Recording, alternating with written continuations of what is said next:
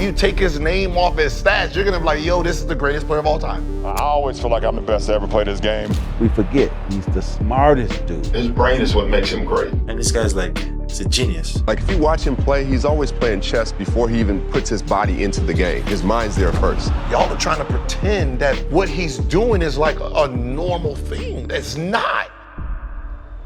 You can take one skill or trait from the other guy, what would it be? I'm gonna take Bron's just IQ.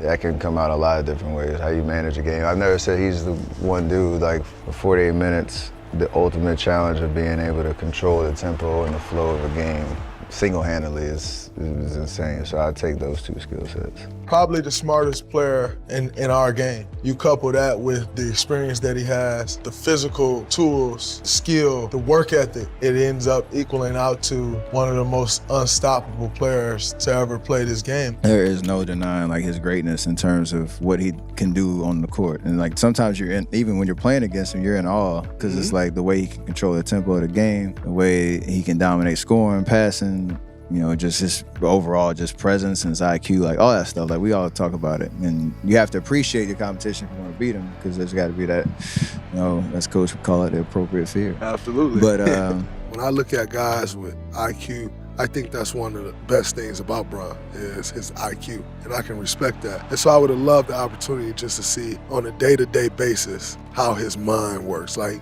when something is going on, when there's adjustment that need to be made, how you process that. What's your process like?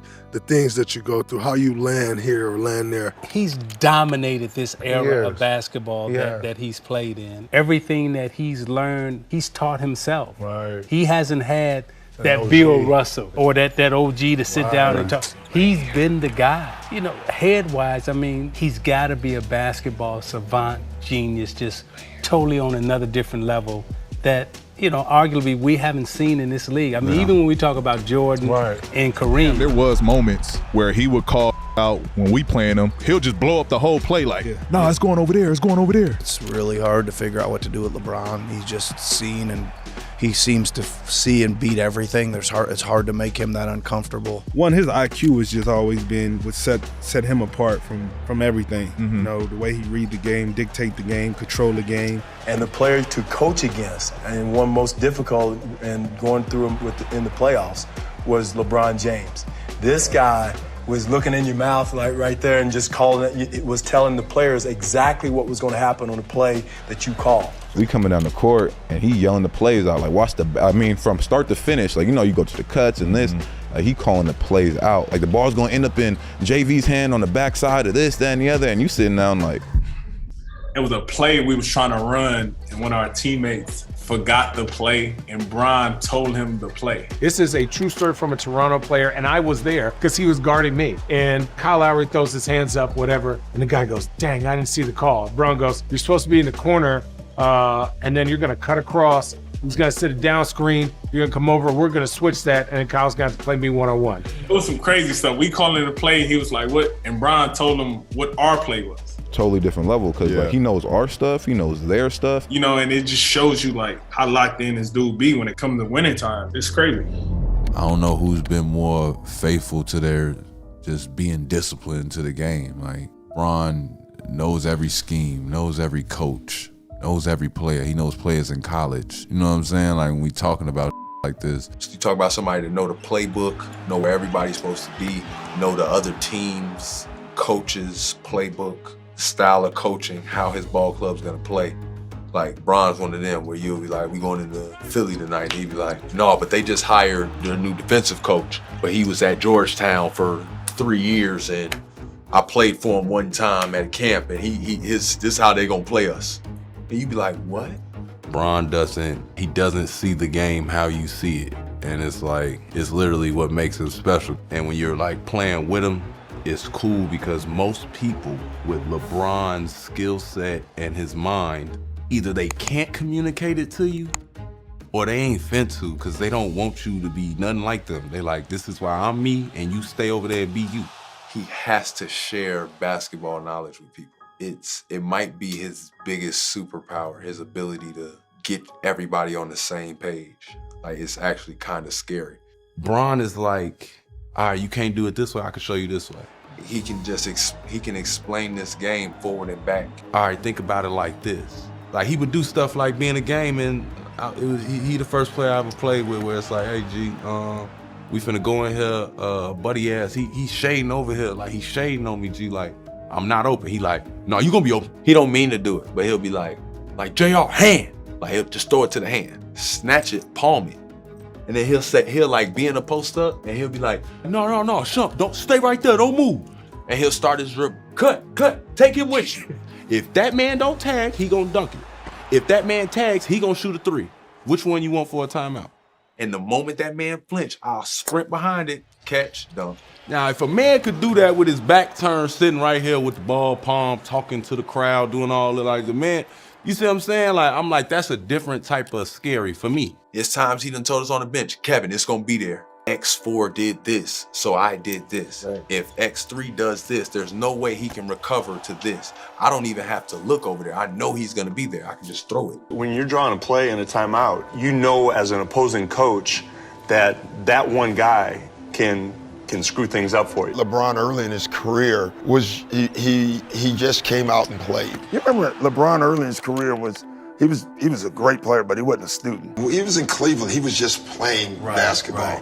Right. We would run plays and he would get food. We could trick him, we could do things. Sometimes his athletic ability and his instincts would figure it out anyway. We get to Miami and he's in Miami now and he's calling our plays out. He's staring over at our bench. Yeah. He's reading stuff. The Miami LeBron was a student of the game. He was prepared. I think when he got traded to Miami, we had an exhibition game, and LeBron started calling our sets. I remember the distinct moment sitting next to Thibodeau, and we call a play, and he's calling out our actions. He started calling the sets out like Rondo. Yeah. He coming up to whatever, we're gonna switch this. And right when he did that, whoever was our assistant coach, I turned around and said, oh boy. We in trouble. 21 down, they're going over here, and this is LeBron in Miami. In Cleveland, he didn't know what we were running, didn't study it. And it was amazing. It was a sad and proud moment at the same time. Sad because I was thinking, this is not good for us. Proud that I was thinking, he's become a student. He's learned that, it takes more than just ability to win. And you knew it was coming. You knew he was going to start winning. And I remember asking him this question when he was rookie. I said, you played a game like you've been in the game for 10 years. Why is that? He said, well, what I did growing up is I studied all of the older great players that came before, and I learned from watching those tapes. So he's a student of the game, and his basketball IQ is what I love the most. You had to know Bron was going to be great, man. Yeah. You know what I'm saying? Not only with the God-given ability, like the talent, like his physical, like how he looks when he walks in the room. Yeah. But like his brain. Yeah. You know what I'm saying? His brain, like early on, I can remember taking flights and trips and everything, and he would go and talk to everybody on the team. But he wants to know what it takes to make this guy successful. Yeah. The 8th man, the 7th man, and so on. And I just knew he'd be successful from that, just using his brain, man. The NBA, it's physical, but if you can't think, like you won't last. I think what makes LeBron successful is his brain. In some ways, he's chasing ghosts. In some ways, he's creating barriers that he wants to not only break through but explode through. So his always says strive for greatness. I mean, I've seen it firsthand. In the way he takes care of his body.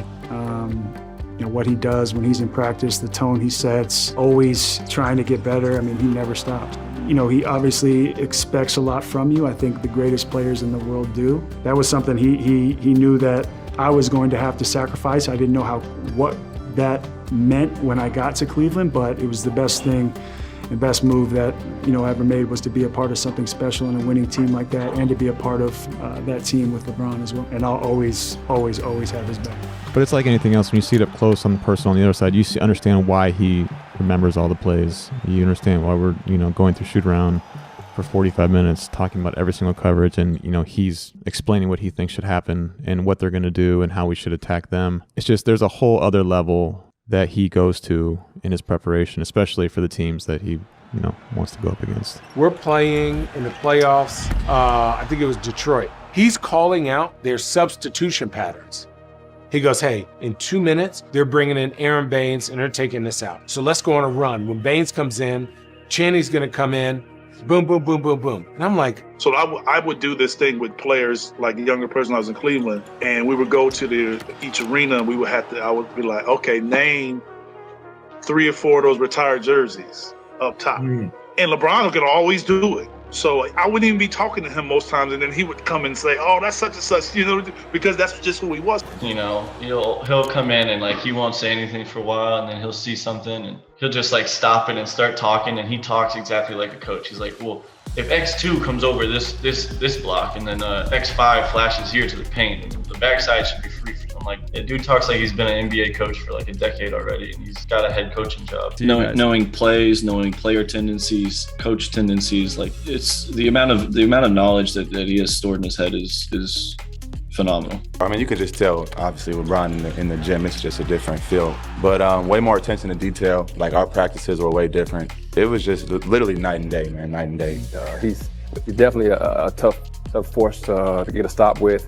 One guy can't stop LeBron. He makes his teammates better. And this crazy thing, we were in a bubble, and we were sitting in the room watching the game, and like I said, it went down to the wire. So Bron's like, if we get Miami, I got Spo, and if we get Boston, you got Brad. So that was kind of our mindset. It's it wasn't oh, we're going to beat the Heat or we're going to beat the Celtics. It was more so, if we can out-coach on that staff in particular, which 2 guys we felt that we knew pretty good, we were going to win. Spo, after the game, was asked about LeBron, and he said in the finals, LeBron was making adjustments to our adjustments to the adjustments, and not making an adjustment to the adjustment. I thought about making an adjustment, and he knew I was making a bluff. So, legendary quote from Spo. Just little stuff like that.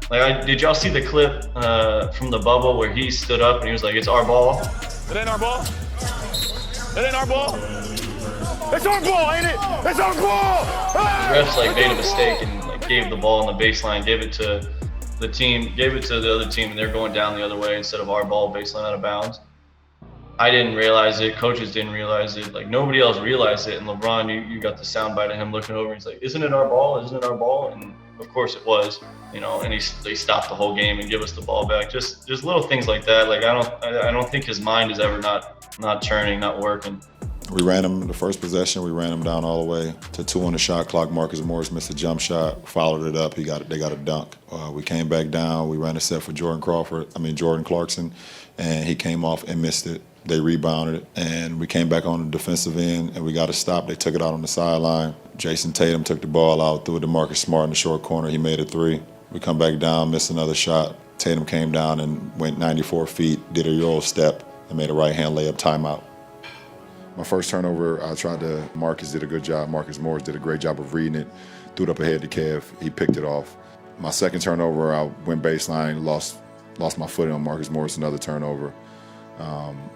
A couple of them, one in transition to Jeff Green, I thought I put it on his hands, and he kind of fumbled it. Had a backdoor one to swish. It hit his hands. I maybe should have not thrown that one. It was a little bit in traffic. Al Horford was right there, but it hit Swish hands. But I had a post up on Terry Rozier. They came in Peyton from the bottom side, and that means Peyton means they double from the baseline. Sorry, guys. And Jason Tatum got his hands on him. I had a guy wide open. I should have faked high and threw a low. And my last turnover was just very, very careless on Terry Rozier. We had a pick and roll. I got the switch, and I just lost it out of bounds on the other side of their, away from their basket. So that's my 6 turnovers. I think out of those 6, maybe 3 of them was just careless. I think the other 3 were attack turnovers, and I'm okay with that. We just missed some shots. I can think about 4 or 5 shots. AR had a shot from the left wing, missed it. I had a fadeaway, jumper in the paint, missed it. I was able to hit AD on the cut. One of his patent jump hooks, he missed it, got the offensive rebound, missed it again. And then they lost it around their sideline, gave us another extra possession. D'Lo had a wide open 3 opposite of their bench. Sometimes just a make or miss league. We executed to perfection, we just didn't make.